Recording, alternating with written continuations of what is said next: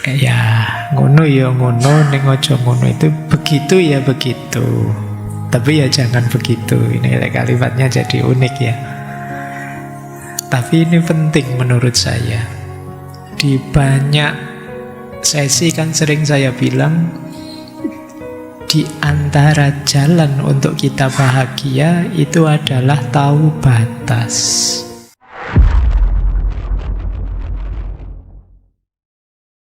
Nah, malam hari ini seputar itu kita akan membahas dengan satu pitutur Jawa yang bagi saya ini filsafat, kalau diurai jadi dalam, yaitu ngono ya ngono ning ojo ngono.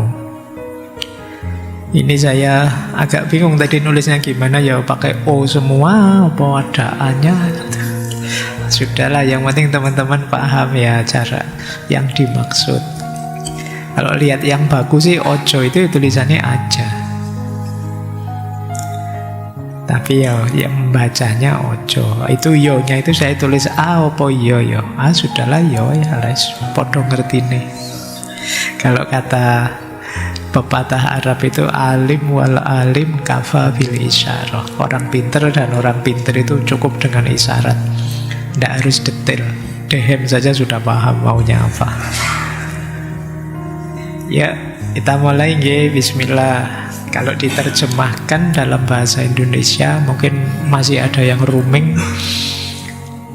Kayak ngono ya ngono, ning aja ngono, itu begitu ya begitu. Tapi ya jangan begitu. Ini kalimatnya jadi unik ya. Tapi ini penting menurut saya. Di banyak sesi kan sering saya bilang, di antara jalan untuk kita bahagia itu adalah tahu batas. Bukan berarti tidak boleh, boleh. Tapi kita harus tahu batas kapan berhenti. Kita harus sadar limitnya. Seperti simbah saya tadi, belajar itu tidak jelek, tapi begitu kita lupa batas, bisa saja yang semula itu bagus, utama, berbalik jadi mudorot untuk hidup kita. Tahu itu bagus, tapi kalau terlalu banyak tahu kadang-kadang tidak bagus. Ada loh hal-hal yang mending kita tidak tahu biar lebih tenang. Tapi begitu tahu, pikiran kita jadi overthinking kemana-mana, jadi ruwet, jadi gelisah. Mending tadi tidak tahu. Kayak dalam banyak hal ya ini. Ya ini kasuistik, tidak bisa dipukul rata. Makanya bijaksana itu penting. Bijaksana itu ngerti konteks. Jadi ya tidak semuanya dalil bisa dipakai untuk semua situasi. Oh, yang ini pasnya di situasi ini, yang itu pasnya di situasi ini. Saya khawatirnya dipukul rata, misalnya hidup ini ya harus ikhlas. Ya kan ikhlas, tapi kan ikhlas itu konteksnya kebaikan. Misalnya jangan, Pak saya kemarin bohong Pak, tapi saya ikhlas loh Pak bohongnya. Kan ini tidak iso, konteksnya beda. Ikhlas tidak bisa untuk kebohongan. Sama dengan ini. Jadi iya begitu sih. Ngono ya ngono, ning ya ojo ngono. Ayo kita pelajari pelan-pelan pitutur ini ya. Kita awali dari penggal pertamanya, yaitu ngono ya ngono, begitu ya begitu. Ngono ya ngono ini mengisyaratkan kita terima kok kamu seperti apa, kita terima kok situasinya begini. Kita tidak menolak kenyataannya, itu ngono ya ngono. Jadi ini penerimaan realitas.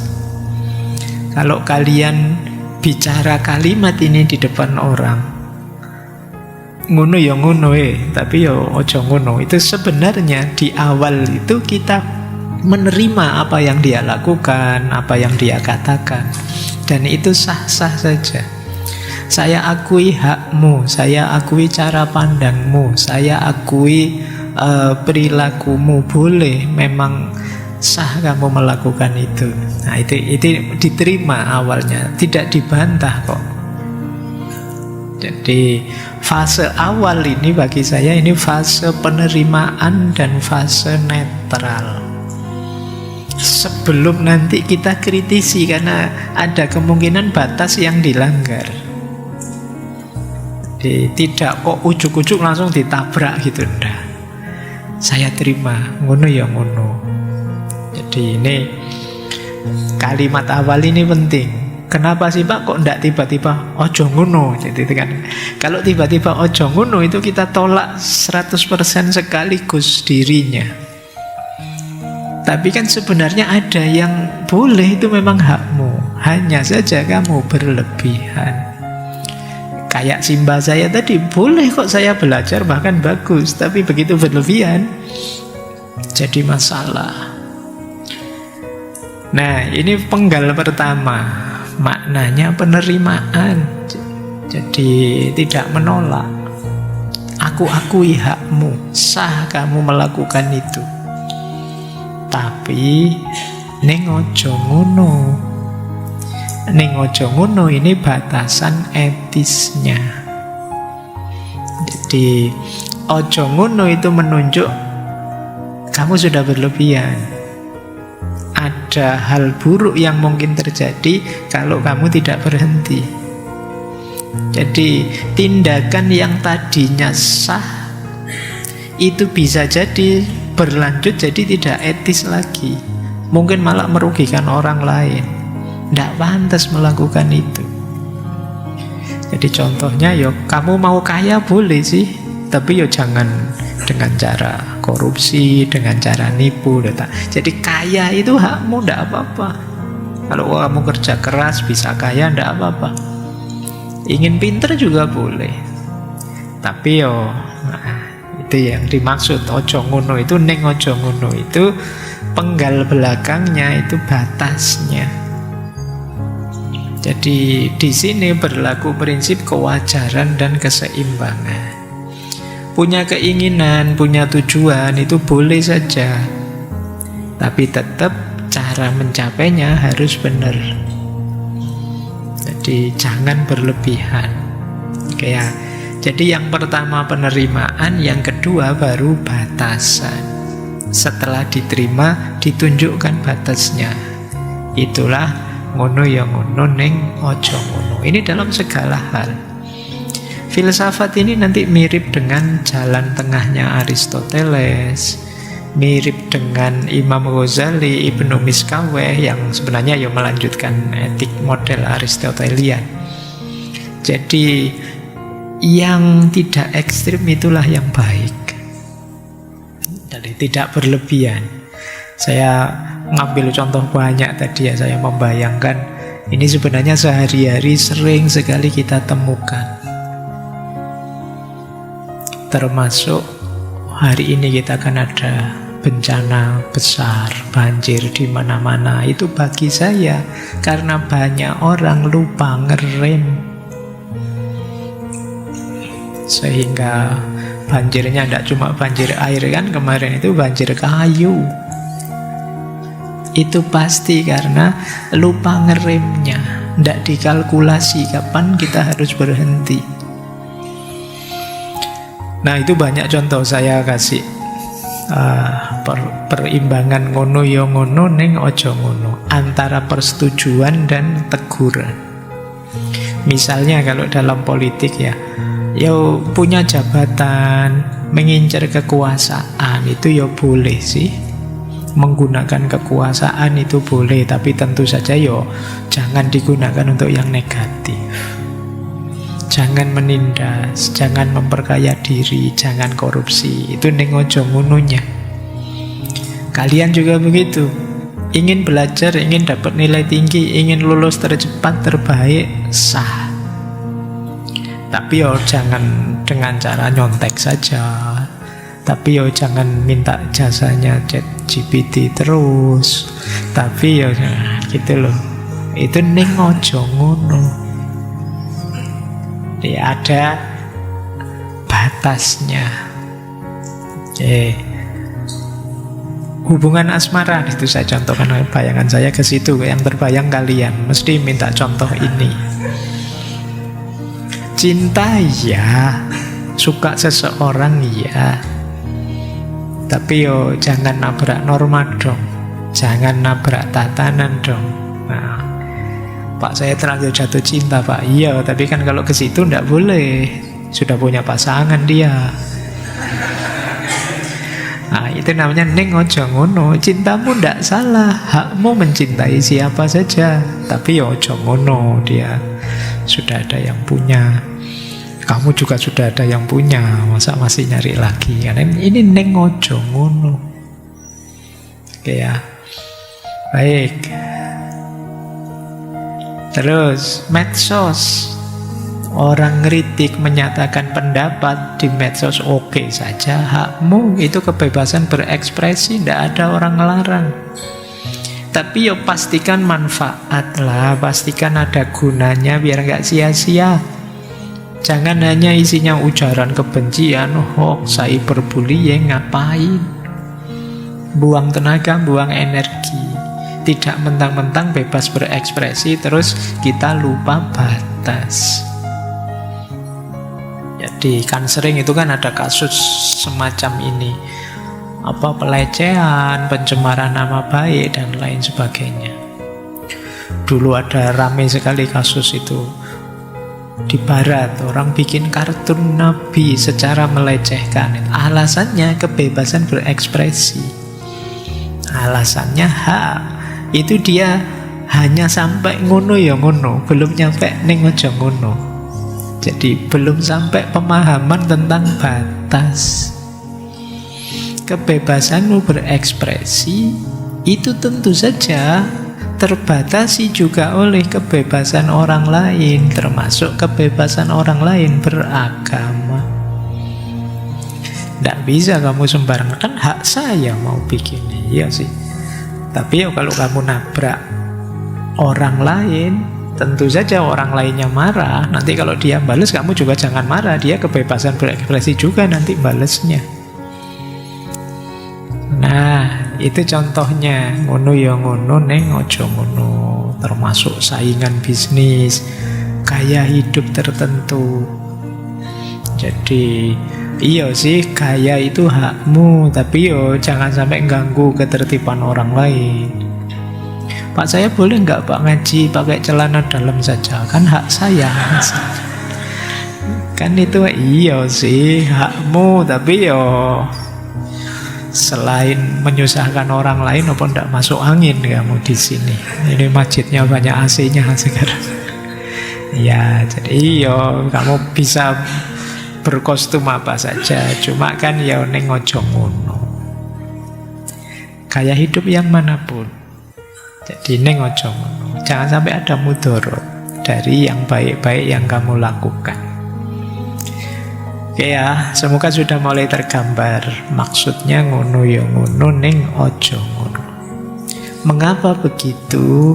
Sekarang kita belajar filosofi di balik pitutur ngono ya ngono ning ojo ngono. Yang pertama, mengapa sih lahir pitutur seperti tadi? Dasar filosofinya adalah memayu hayuning bawono.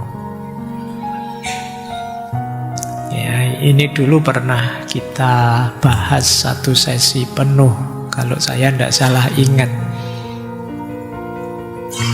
tentang hamemayu hayuning bawono. Jadi hamemayu hayuning bawono, hamemayu itu memperindah, mempercantik. Hayuning bawono, indahnya alam, indahnya semesta. Jadi di antara tujuan puncak spiritualitas Jawa itu hamemayu hayuning bawono. Kenapa sih kita harus melakukan yang baik, menghindari yang buruk, menetapi nilai kebenaran, norma, etik, adab, tata krama? Tujuannya apa? Biar kehadiran kita menambah indahnya dunia ini. Itulah hamemayu hayuning bawono. Jangan sampai kehadiran kita justru menghancurkan, merusak. Jadi pastikan kehadiran kita itu nambah indahnya. Karena apa? Alam semesta ini tanpa kita itu sebenarnya sudah indah. Hayuning bawono, sudah ayu, sudah indah.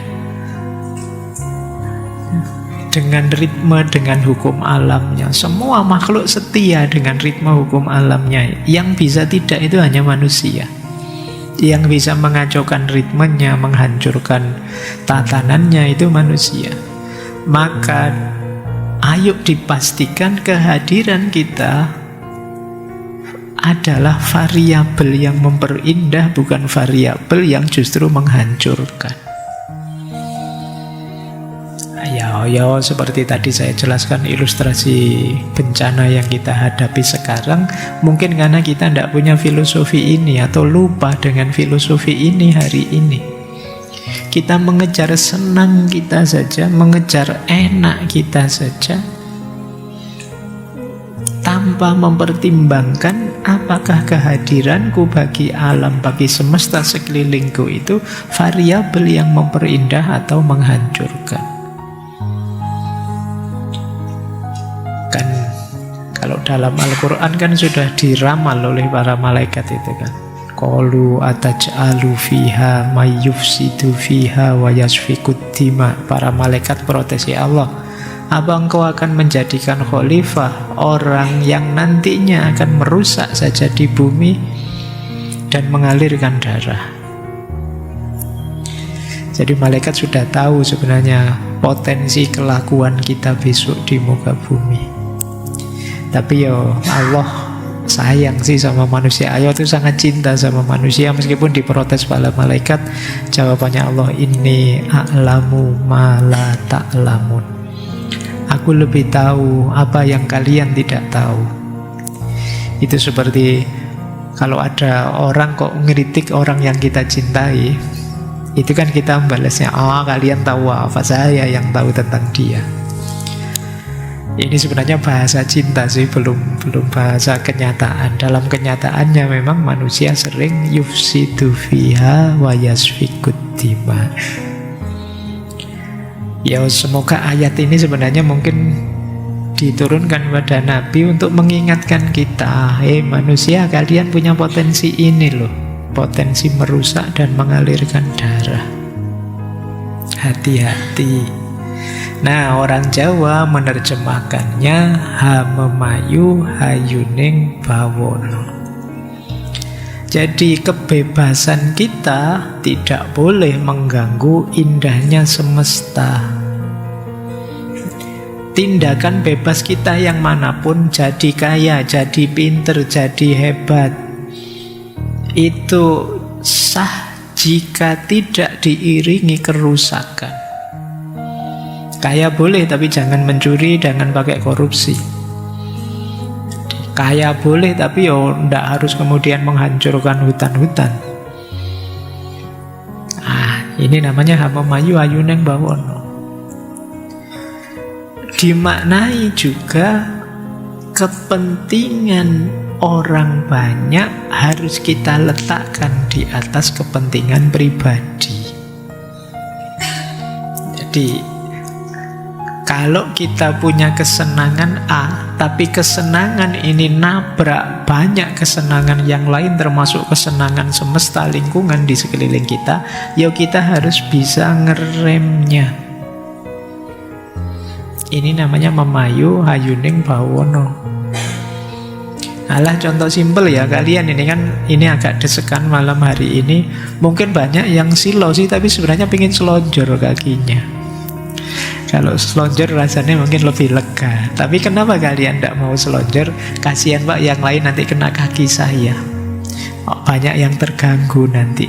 Loh, kalian punya pandangan seperti itu sebenarnya mewakili memayu hayuning bawono.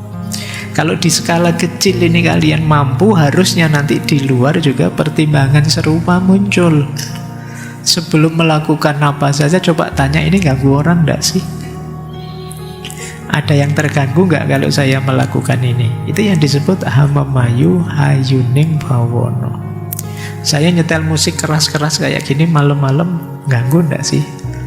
Oh, mesin ini nggak terganggu mungkin ya, karena aku gitu loh.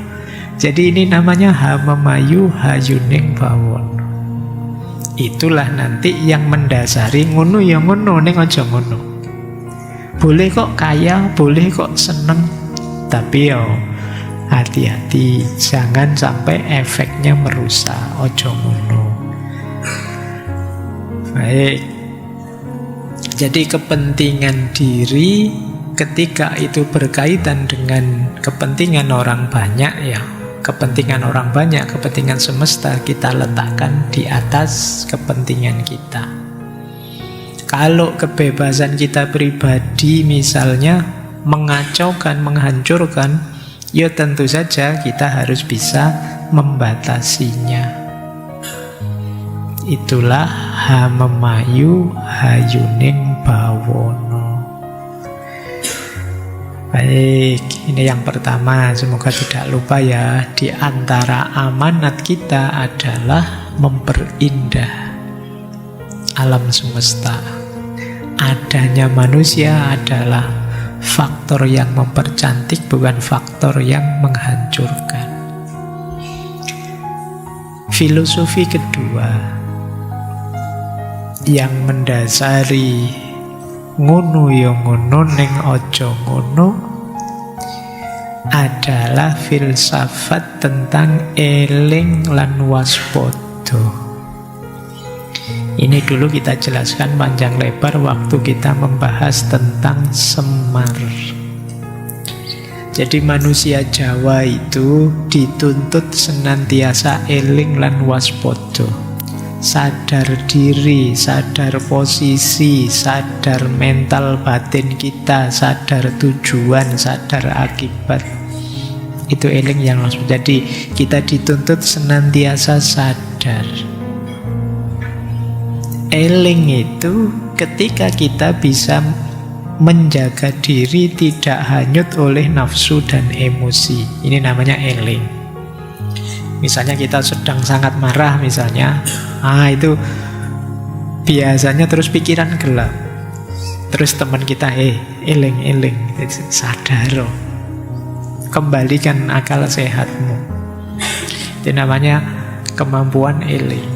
Orang yang eling itu biasanya terkendali hidupnya. Kalau waspada itu kita mampu menjaga diri ketika ada godaan, ada perubahan. Itu waspada, baik dari luar maupun dari dalam. Kok tiba-tiba muncul pikiran jelek, itu kita bisa mengendalikannya. Ini tidak boleh mikir jelek ini namanya waspada.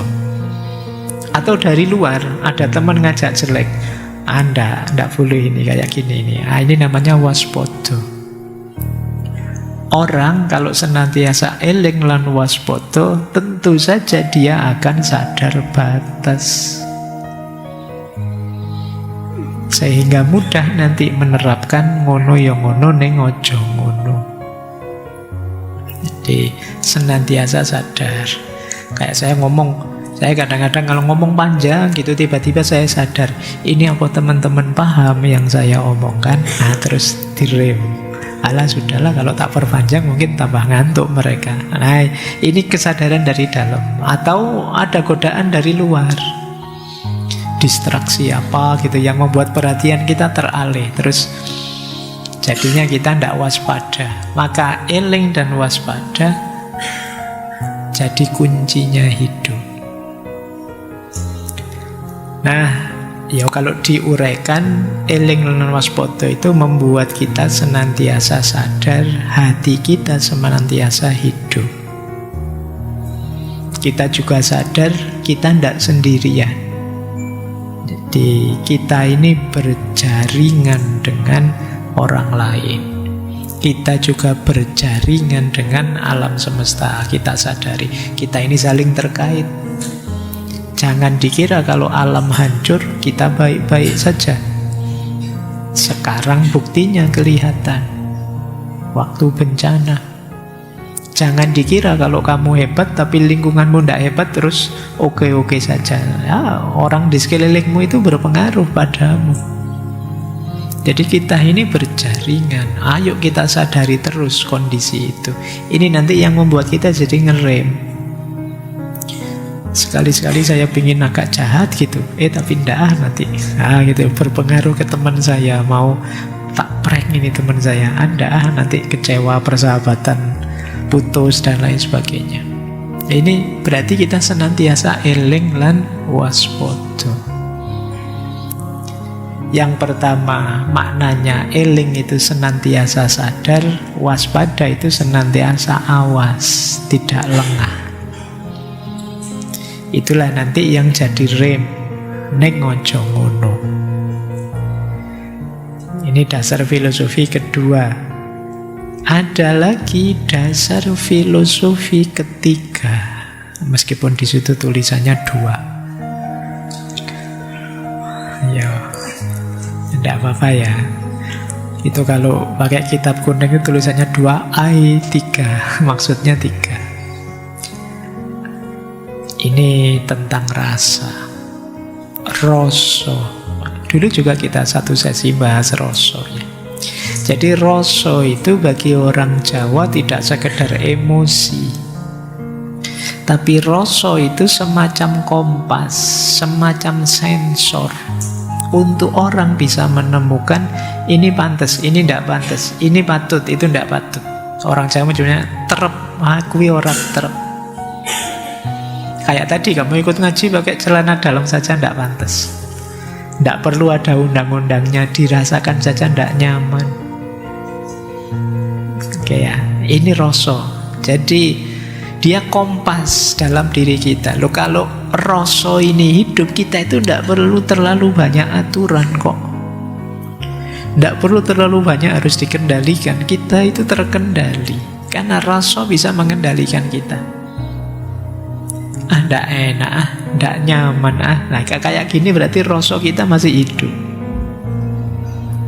Jadi ini lumayan loh kuliah kita, dosennya tidak ngabsen, saya tidak masuk juga sebenarnya tidak apa-apa sih. Tapi kalau tidak masuk terus kok rasanya tidak pas ya, tidak nyaman ya. Ini berarti itu yang bunyi begitu, itu rasa. Jadi ini jadi kunci nanti ketika kita menerapkan ngono ya ngono, ning ojo ngono. Sebenarnya hak kita sih, tapi kok tidak enak ya kalau saya serakah diambil semua. Ya sebenarnya legalnya saya bisa sih dapat sih, wong secara aturan tidak salah, tapi ya mosok. Nah, ini namanya rasa. Jadi ketika rasa itu hidup, rem dalam diri kita juga hidup. Kita bisa, oh ini benar, kalau ini kebablasan, ini terlalu berlebihan. Rasa itulah, kalau dulu kita membahas guru sejati, rasa itulah nanti sumbernya guru sejati. Disinilah nanti berlaku kaidah pengalaman adalah guru yang paling tinggi. Pengalaman itu guru yang paling berpengaruh. Kenapa? Dari pengalaman itu antara lain selain pikiran kita dapat info, rasa kita hidup. Jadi, orang yang misalnya jarang bergaul, jarang berpengalaman, itu mungkin rasanya juga tidak terlalu hidup. Tidak sadar kalau ngomongnya sudah menyinggung orang. Tidak sadar kalau itu nyelekit sih, orang bisa marah kalau gitu. Dia tidak sadar kita, belum terasah pengalamannya. Gitu ya. Jadi tepo selironya kurang. Kenapa? Rasanya belum hidup. Alah Pak, kan yang ngomong saya misalnya, kalimat-kalimat dari saya sendiri, resikonya apa saya siap nanggung. Ngapain sih orang peduli amat dengan kata orang? Ini hubungannya dengan rasa. Kalau orang itu rasanya tinggi, tidak mungkin dia tidak peduli dengan pandangannya orang, dengan komentarnya orang. Itu mesti jadi bahan pertimbangannya. Meskipun belakangan kan kita sering bilang jangan terlalu mudah terpengaruh oleh komentarnya orang. Tapi orang yang rasanya hidup itu yang sulit untuk menerapkan itu. Wong kalian aja kalau bikin postingan apa terus ada orang ngeritik satu saja, kadang kan tidak bisa tidur kan. Aduh, kok ada yang kritik. Ini hubungannya dengan rasa. Padahal ya orang bolak-balik bilang nggak apa-apa. Itu yang komen juga iseng saja. Tapi ini rasa nggak bisa dibohongi. Jadi rasa itulah sebenarnya yang sering mengendalikan kita. Tapi kalau rasanya tumpul, itu berarti kendalinya juga tumpul. Tidak sadar kita menyakiti orang, di tempat semestinya apa, kita malah melakukan apa. Tidak terp, tapi tidak sadar. Tidak pas, tapi tidak sadar. Itu rasa. Akal itu bisa menemukan yang benar, tapi rasa lebih canggih untuk menemukan yang tepat. Kalau pakai bahasa akal misalnya, wah ngaji filsafat ini yo harusnya jangan 2 jam lah, 4 jam lebih dalam itu. Lebih detail, lebih paham, kan begitu. Itu akal yang bilang begitu. Katanya penting, katanya bagus. Berarti kan harus panjang sesinya, tidak cuma jam 10, kita jam 12 ya gitu. Akal bilang begitu. Tapi begitu rasa masuk, ayo jangan begitu. Apa ya kuat, wong 2 jam saja bertarung mati-matian biar masih melek. Apalagi 4 jam misalnya. Wong 2 jam saja entah masuk entah tidak, apalagi 4 jam. Ini rasa yang maju. Jadi ini dasar filosofi yang ketiga. Jadi ngono ya ngono, ning aja ngono. Ning aja ngono itu dikendalikan oleh rasa, dikendalikan oleh eling lan waspada, dikendalikan oleh visi hamemayu hayuning bawono. Oke, kita lanjutkan. Nah, kita lihat negatifnya. Ini saya pakai istilah filosofi kebablasan. Karena memang lawannya terkendali itu kebablasan. Bablas. Ngono ya ngononya sudah benar sih, tapi ning aja ngononya belum. Kita tidak tahu kapan harus berhenti. Itu namanya kebablasan. Nah, kebablasan itu ada beberapa makna. Apa sih filosofinya kebablasan itu? Yang pertama, filosofi kebablasan adalah pergeseran dari yang semula positif jadi negatif. Seperti saya bilang tadi, semula baik tapi berlebihan atau kurang jadi negatif. Ini perbuatan ini boleh-boleh saja kok, tapi dia gagal berhenti pada titik yang seharusnya, akhirnya jadi negatif. Makan misalnya, itu saya kasih contoh paling gampang. Makan itu kebutuhan, ngono ya ngono, boleh kok makan itu. Tapi yo ning aja ngono, jangan berlebihan. Yo perut kita itu mungkin kuatnya 1 piring atau 2 piring lah. Kalau 3 piring berjuang, 4 piring, wah kita pontang-panting sudah, bisa muntah kita. Harus tahu batas, sudah berhenti. Tidak mentang-mentang makanannya enak dan gratis, terus angkara murka masuk makan sebanyak-banyaknya. Hasilnya apa? Sakit pasti kita. Hari ini kan banyak itu orang sakit karena lupa berhenti. Mentang-mentang seneng gorengan, terus gorengan terus menunya. Mentang-mentang suka yang manis-manis, terus manis terus minumnya. Lupa berhentinya kapan. Tidak seimbang akhirnya gizinya, terus sakit. Nah itu karena lupa. Ngono ya ngono, ning aja ngono. Kita harus tahu kapan berhentinya. Jadi geser dari yang semula positif jadi negatif. Kerja keras itu kewajiban, tapi kerja tambah henti itu kebablasan. Belajar itu mulia, tapi belajar tidak tahu waktu, tidak tahu kapan berhenti, bencana. Makanya bahkan dalam agama pun ada kan banyak hadis yang mengajarkan kita untuk moderat saja, jangan berlebihan. Sholat malam itu bagus, tapi jangan sholat sepanjang malam. Tidak sehat, harus ada tidurnya, nanti bangun baru sholat malam. Puasa itu bagus, tapi jangan tiap hari puasa. Bukan dilarang, tapi kan seperti di hadisnya Nabi itu, saya saja Nabi tapi saya ya puasa, ya buka puasa. Yang manusiawi saja, sesuai batas-batas kemanusiaan. Karena kalau tidak, bablas, dari positif jadi negatif, kebablasan. Jadi bablas di sini berlebihan ya, bukan kayak iklan itu wes bablas. Ini bukan itu. Jadi ini sesuatu yang sudah berlebihan, tidak pada tempatnya lagi. Yang semula harusnya positif jadi negatif. Ini filosofi kebablasan yang pertama. Filosofi kebablasan yang kedua, ketika orang melanggar batas rasa tadi. Orang tidak bisa empatik, tidak bisa menghargai rasanya orang lain. Nah, ini terjadi kebablasan. Melanggar tata krama, tidak peduli yang dirasakan orang, itu bablas sudah.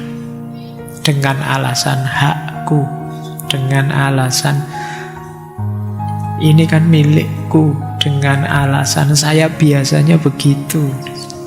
Itu yang sering kita lakukan kan itu. Kan memang sudah biasanya begitu, Pak. Kenapa sekarang kok dianggap mengganggu? Iya sih, meskipun biasanya begitu kan tidak ada salahnya kita evaluasi lagi. Jangan-jangan situasi sudah berubah, tidak seperti dulu lagi. Yang dulu bisa-bisa saja, sekarang mungkin masalah. Situasinya berubah. Nah ini orang yang rasanya hidup, tapi yang rasanya tidak hidup kadang dengan alasan biasanya dianggap baik-baik saja. Dengan alasan, toh tidak ada yang marah, bapak saja yang ribut. Loh, bisa saja orang yang tidak marah itu karena rasanya hidup, dia tidak mau keributan. Mbok yo kita yang bisa empatik juga. Nah, ini yang disebut rasa. Jadi kalau norma-norma yang berhubungan dengan rasa ini kita abaikan, ya bablas sudah. Di situ orang iya sih, ngono ya ngono, neng ojo ngono. Ya saya tahu HP ya HP-mu, kuota kamu beli sendiri, ngomong kamu bebas, tapi kan bukan berarti terus kamu bebas mencaci maki orang, bikin hoax dan lain sebagainya. Jadi ngono ya ngono, nek ojo ngono. Jadi filosofi kebablasan yang kedua adalah melanggar batas rasa. Latihlah empati ini baik-baik sehingga teman-teman bisa hidup dengan sesama secara baik. Kadang-kadang kita itu lupa untuk segala momen, segala situasi kita pakai akal rasional kita. Padahal ada kalanya bukan akal rasional yang dipakai, tapi hati nurani yang dipakai. Itulah rasa. Contohnya ya misalnya awal bulan begini, kamu duitnya banyak karena baru dikirimi orang tuamu. Ada temanmu yang kirimannya belum datang-datang karena orang tuanya dari daerah bencana sana, tidak sempat ngirim uang ke anaknya. Loh, itu kalau pakai akal rasionalmu, kamu tidak bantu, tidak apa-apa, tidak dosa juga, tidak ditangkap polisi. Kamu nanti bilangnya, bukan tanggung jawab saya Pak, itu pemerintah itu loh Pak. Itu kan, iya sih kamu tidak salah, benar. Secara rasional kamu pas. Tapi kalau kamu membacanya pakai nurani, pakai rasa tadi, bunyinya bisa beda. Iya ya, apa salahnya sih saya sisihkan sedikit, toh ya tidak mengurangi kenikmatanku sehari-hari, wong cuma sedikit saja. Nah, ini nurani. Jadi tidak sekedar kalkulasi untung rugi pakai akal, tapi daya empatiknya hidup. Empatik itu kan sering didefinisikan transposisi. Jadi transposisi ketika kita bisa memposisikan diri kita di posisi orang lain. Iya ya, temanku itu baru prihatin karena mengalami kesedihan ini, kesedihan itu. Seandainya saya yang di posisi dia, mestinya juga sesedih itu. Nah, ini transposisi namanya. Kita bisa memposisikan diri di posisinya orang lain. Orang yang tidak bisa empatik itu kesulitan melakukan ini. Pokoknya segalanya diukur hanya dari dirinya. Kalau saya sukanya musik rock yang keras-keras, yang volumenya full, berarti orang lain juga begitu. Jadi tidak bisa berempati, ngukurnya hanya dirinya. Jangan salahkan saya sukanya sound horror kok misalnya. Iya, saya tahu kamu suka, tapi kan ngukurnya tidak hanya aku suka atau tidak, orang lain terganggu atau tidak. Itu kan juga harus jadi ukuran. Jadi ini yang disebut rasa tadi. Makanya di Jawa itu kan ada peribahasa juga, kita itu dituntut untuk bisa rumangsa dan tidak sebaliknya, rumangsa bisa. Jadi kita bisa menghidupkan rasa, menghidupkan rumangsa tadi. Tidak sekedar merasa bisa, rumangsa bisa. Yo, rumangsa bisa berarti orang yang sombong. Bisa merasa, bisa rumangsa itu orang yang empatik. Karena memang di Jawa itu kebersamaan dan kerukunan itu jadi nilai yang tinggi. Kadang-kadang kita hidup sulit tidak apa-apa, asal tetap kompak, tetap bersama dan rukun. Makanya sampai ada mangan ora mangan, yang penting kumpul. Itu karena nilai kebersamaan dan kerukunan sosial itu levelnya tinggi kalau di Jawa. Nah, mungkin kalian tertawa mendengar peribahasa mangan ora mangan kumpul itu karena sekarang bagimu kan kumpul gak kumpul, yang penting mangan. Jadi kita mulai egois mencari kesenangan pribadi kita masing-masing. Jadi kalau kumpul-kumpul, makan saya jadi berkurang, mending sendiri saja makannya utuh. Itu kan sekarang kita begitu. Kalau dulu sebaliknya, ada banyak ya dimakan banyak bersama-sama, ada sedikit pun dimakan bersama-sama sedikit-sedikit. Jadi mentalnya seperti itu. Meskipun nanti kalian kadang kan yo ngeyel, Anda Pak, tetap saya meskipun tidak kumpul yang penting makan. Padahal sebenarnya kalau dipikir lebih dalam kebersamaan itu lebih mudah kita menata diri kita, meningkatkan well-being, kesejahteraan dengan berbagai strategi.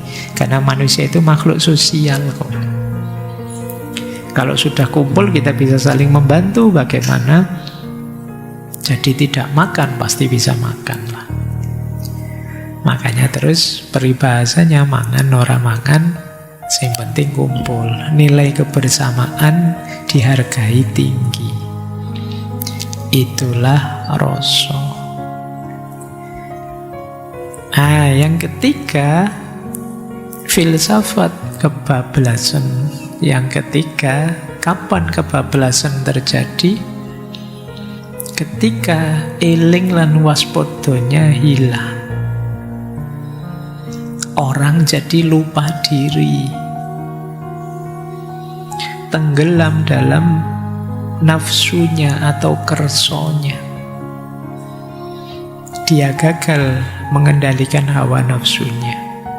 Akhirnya apa? Ya kalau orang dikendalikan nafsu, tidak mungkin dia sadar batas. Karena nafsu itu menuntut dipenuhi sepenuhnya.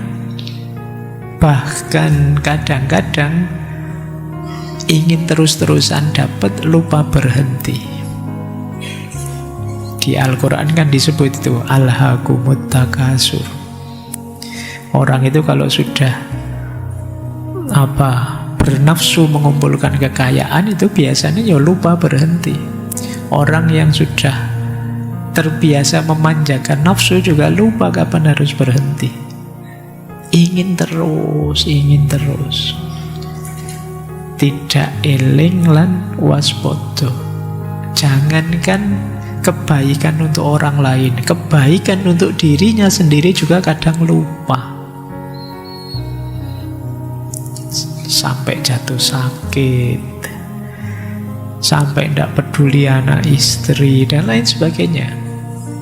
Berarti apa? Hilangnya eling lan waspada. Begitu eling lan waspada itu hilang, bablas sudah berarti. Berarti kita harus dihentikan dengan ngono ya ngono, ning ojo ngono. Wajar sih orang nyari senang, nyari enak, nyari nyaman, tapi yo jangan berlebihan, jangan egois, jangan tidak peduli sesama. Jadi tetaplah eling lan waspada. Jangan sampai kebablasan. Jadi kalau dirangkum nanti seperti ini. Manusia sering tidak sadar melewati batas. Ini menarik kalimat yang saya ambil dari satu buku. Dari bicara terus jadi nyindir. Dari bercanda terus jadi melecehkan. Dari ambisi terus jadi rakus. Dari perhatian terus jadi posesif. Ini berarti kan pasangan ini ya. Kadang-kadang kita lupa berhentinya. Bicara wajar saja, haknya tiap orang bicara. Tapi kalau sudah mulai nyindir-nyindir, hati-hati. Sinis-sinis, hati-hati. Siapa tahu kita menzalimi orang secara tidak sengaja. Bercanda boleh, tapi hati-hati jatuhnya membullying, melecehkan. Karena bercanda itu kan yang ada di pikiran kita bagaimana caranya lucu. Itu saja kan ambisi kita. Kadang-kadang kita yang ngarang-ngarang, kadang-kadang kita juga menertawakan orang yang paling gampang, melecehkan orang itu. Hati-hati kalau sudah masuk ke melecehkan, sudah bablas. Punya cita-cita, punya ambisi boleh, tapi hati-hati harus ngerti batas. Kalau tidak jatuhnya serakah, rakus. Kata Mahatma Gandhi dulu waktu kita membahas ekologi, alam semesta ini bisa memenuhi kebutuhan semua manusia kapanpun dan dimanapun dan berapapun. Tapi dia, alam semesta, tidak bisa memenuhi kebutuhan satu orang saja manusia yang serakah.